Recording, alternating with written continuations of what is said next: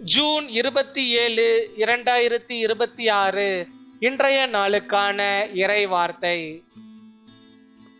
உங்கள் வாழ்க்கையில் கர்த்தர் செய்ய போகும் காரியம் உங்களை பார்த்து சந்திக்கிறவர்களையே ஆச்சரியப்படுத்தும். சங்கீதம் 126 அதிகாரம் 2 வசனம்.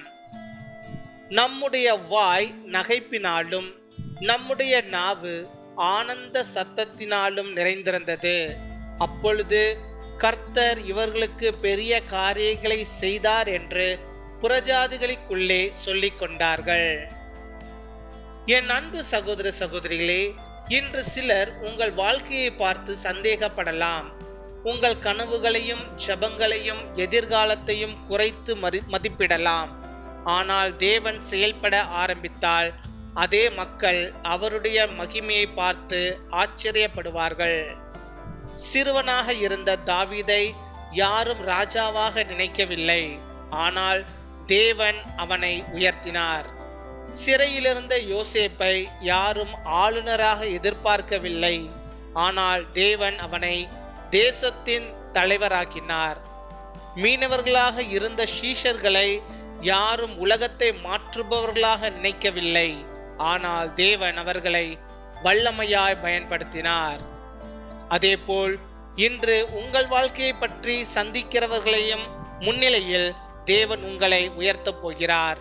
உங்கள் கண்ணீரை சந்தோஷமாகவும் உங்கள் போராட்டத்தை சாட்சியாகவும் மாற்றப் போகிறார். பின்வரும் ஜெபத்தை நாம் அனைவரும் சேர்ந்து சொல்வோம். அன்பான பரலோக தந்தையே, பெரிய காரியங்களை செய்யும் வல்லமையுள்ள தேவனே, உம்மை ஸ்தோத்தரிக்கிறோம்.